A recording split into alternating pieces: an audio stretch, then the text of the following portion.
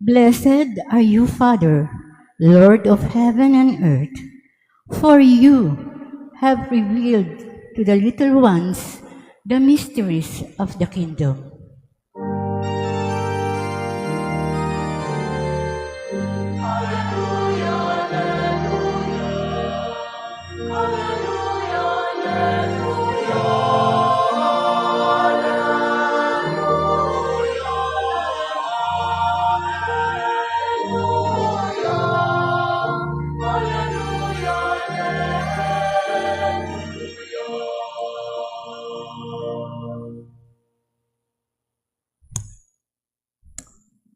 The Lord be with you. And with your spirit. A reading from the Holy Gospel according to Matthew. Glory to you, O Lord. Jesus proposed another parable to the crowds, saying,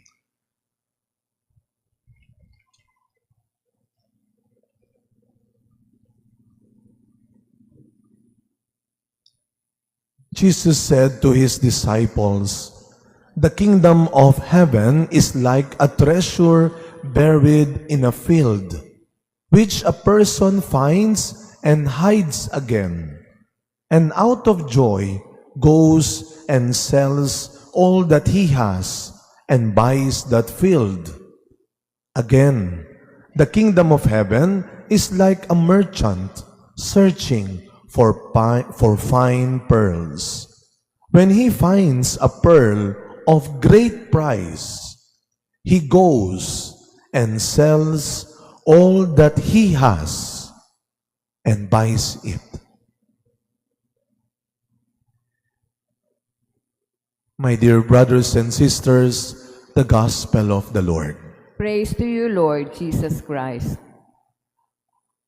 Good morning po sa inyong lahat. Pakibati yung mga katabi nating good morning. At napakaganda ho. Siyempre ho, pag tayo ay gumigising sa umaga, ang gusto natin makarinig ng magagandang mga pananalita. Hindi lang makakita ng maganda, no? Kasi yung napakahalaga po ng hindi lang ng kape sa umaga. Maganda rin yung mood sa umaga, no? At yung mood natin, minsan nakasalalay yan sa mga, hindi lang makikita natin, sa mga maririnig natin, no? Just imagine, kagigising mo pa lang kung ano-ano nang naririnig mo. Kaya, bigyan natin ng magandang good words to begin this new day, ang ating mga katabi. Pagkasabi sa katabi po ninyo, matanda ka na. Sabihin nyo nga po sa katabi ninyo, matanda ka na.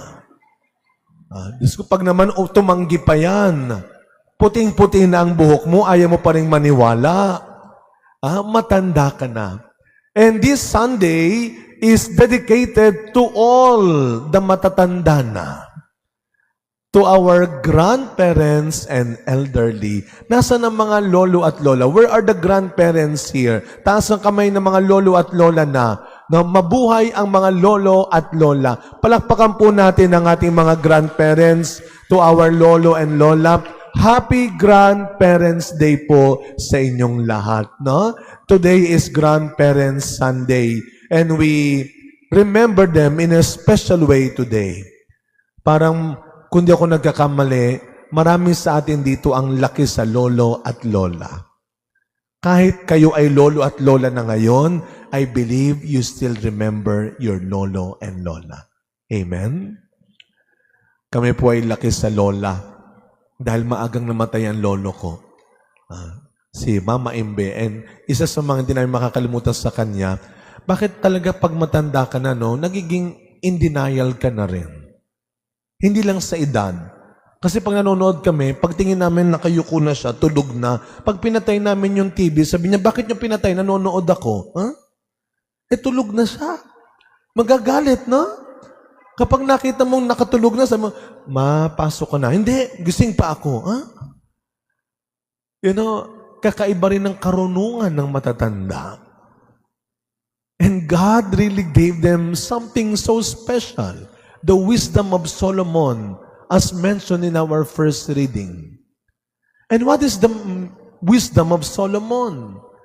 The wisdom that not this world can give to man, but only the Lord God can give to man. Kasi habang tumatanda ka na, hindi lang sa ikaw ay nagiging malilimutin. Hindi lang sa ikaw ay nagiging, maaantukin, no? Isa siguro sa biyaya ng Diyos sa mga matatanda ay yung kakayahan na niyang magparaya. To give up. To give up not for himself, not for herself, but to give up for the sake of God. Hindi ko na kailangan yan. Kayo nang bahala. Because our grandparents would always remind us that there is something greater in this world. That there is something more than what this world can do and give to us. And that is the pearl of great price. Yun yung sinasabi sa gospel natin ngayon. Na sana habang may oras pa tayo, hindi habang bata pa eh. Kasi hindi mo naman masasabi kung gano'ng katagal ang buhay ng tao eh. Kaya nga, I always remind these young people, by the way, I remember this old priest. When I was in Mandaluyong, sa San Felipe Neri, we had a companion priest, an old priest. Alam nyo, kahit matanda na ho siyang pare, abay hiyang-hiya kami sa tiyan niya, sa tiyan namin. Ay fit na fit yung pare, kasi mahilig mag-exercise, mahilig mag-jogging sa umaga, maingat sa pagkain. And one morning, sabi niya, Father Hans, alam mo, sabi ng lolo ko, sabi ko siguro napakatanda na ng lolo niya talaga kasi matanda na siya. Sabi niya, sabi ng lolo ko, while you are young, you take care of your body. Because when you grow old, your body will take care of you. When you are young, while you are young, you take care of your body. Because when you grow old, your body will take care of you. Tama po ba yun? Sinasabi niyo ba yun sa mga bata? Kaya nga meron tayo sigurong kasabihang, sinisingil ka na ng katawan mo. Ano bang ginawa mo sa sarili mo, sa katawan mo? Inabuso mo, pinabayaan mo, kinalimutan mo. Bato-bato sa langit, sana ang unang tamaan ako rin. Dahil magaling lang tayo magsalita kuminsan sa iba, pero tayo rin naman ang may kasalanan. Kaya nga, hindi ko sinasabi ko sa mga bata-bata pa. Aminado naman ako ay 40 mahigit na. So medyo matanda na rin yun. Mahirap mo sabihin, bata pa ako, matagal pa ako, are you sure? I'm still young. I can live long. Are you sure? With the kind of lifestyle that you have. Tingnan mo ginagawa mo sa katawan mo. Baka ni 50, hindi ka na umabot. Sino po ang pinaka-lola, super lola natin ngayon dito? Ilan ang pinakamatanda na? Si sister, ilang taong po si sister? Yung ating MBG. Sabi ko sa inyo, pag matanda na, nakakatulog na talaga ho eh. Huwag mong ginising nyo pa, lagot kayo kay sister. Ilan taon si sister? Ilan daw ho? 91. Tamo, 91. 91? 90. Pero, pag sinabi mo na, minsan, pag sinabing matanda na, ang nasa isip natin, malapit na, hindi. Kaya huwag kayo masyadong magiging madamdamin. Matanda na ako, malapit na ako, kukunin na ako ng Diyos. Di nga tayo sure kung ang Diyos ang kukuha sa atin, sa ugali natin, sa ginagawa natin, siguraduhin natin, Diyos ang kukuha sa atin. Kaya nga mga kapatid, napakahalaga ng ginagawa natin sa buhay ngayon. What we do now will truly tell us kung saan tayo dadalhin. Ang mga pinagpapahalagahan natin ang mga inuuna natin, ang mga pinapahalagahan na ito, yan ang magsasabi ng tunay na kayamanan mo. Wala sa edad, wala sa kulay ng buhok, wala sa kutis ng balat. Nandun yun sa ugaling meron tayo ngayon. At the end of this long spent life, God will truly judge us, not by how long we have lived in this world, but how much we try to be good in this world.